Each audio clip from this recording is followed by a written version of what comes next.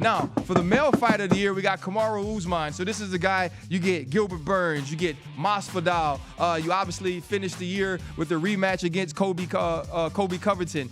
Charles Oliveira, great win over Michael Chandler, and then you also defend against Dustin Poirier. Sean O'Malley just doing whatever he wanted the entire year to anybody he wanted to. Great. I mean, it started last year. We had walk-off knockouts. This year, you brutally win a fight with a TKO in 3 rounds, and then now we see you against Pavia before the year is out. You end that fight in the first round, and not only great style, but showing great skill. Ciryl Gane won the interim heavyweight championship purely based on skill, based on what he can do. Obviously dominated Derek Lewis and Max Holloway. Fight of the night, both times he stepped into the octagon this year, and he finished that year off with an instant classic against Yair Rodriguez. And DC, you go first. The winner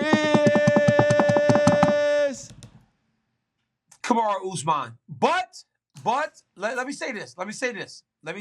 I did the weigh-in show a couple weeks ago. And honestly, I picked Ciryl Gane because Ciryl Gane beat Volkov. He beat Jorginho Rosenstrike. And then he won the interim championship to put himself in that fight against Francis Ngannou. So I had picked him.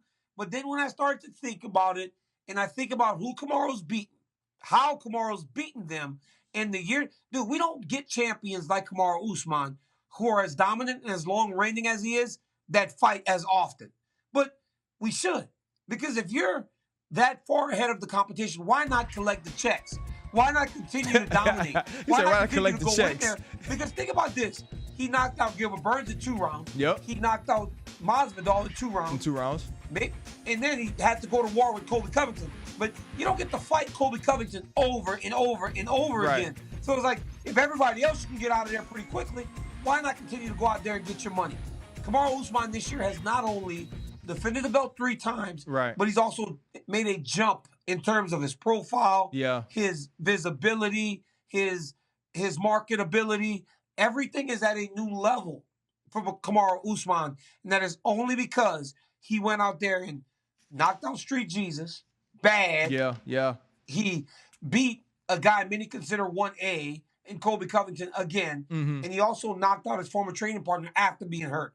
Fantastic year for the champ, the Nigerian Nightmare, Kamaru Usman. That's my pick. And now, Kamaru Usman was absolutely amazing. And this is one of those, especially when you start talking Usman, Gane, this is one of those kind of questions where nobody is really the wrong answer. To say Kamaru Usman is the male fighter of the year isn't wrong. It's a matter of opinion. And I think I'm going to go, and you kept talking about storylines the entire time. I'm going to go Charles Oliveira. And I'm just going to be honest with you, DC.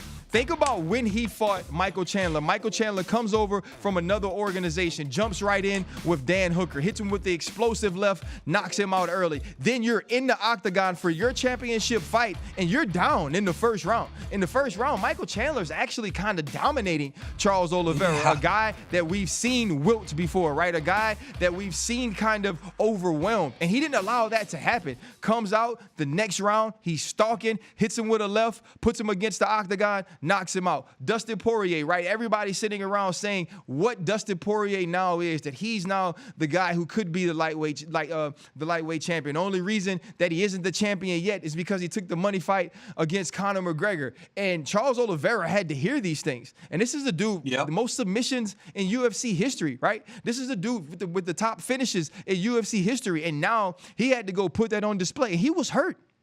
This wasn't an easy fight against Dustin Poirier. It wasn't a situation where he didn't face adversity. And to me, it was overcoming the adversity he had to overcome in 2 huge fights, right? The 2 biggest moments of his career that he had to work his way back to. Nobody gave those things to Charles Oliveira. And so to me, that's why Do Bronx is my fighter of the year.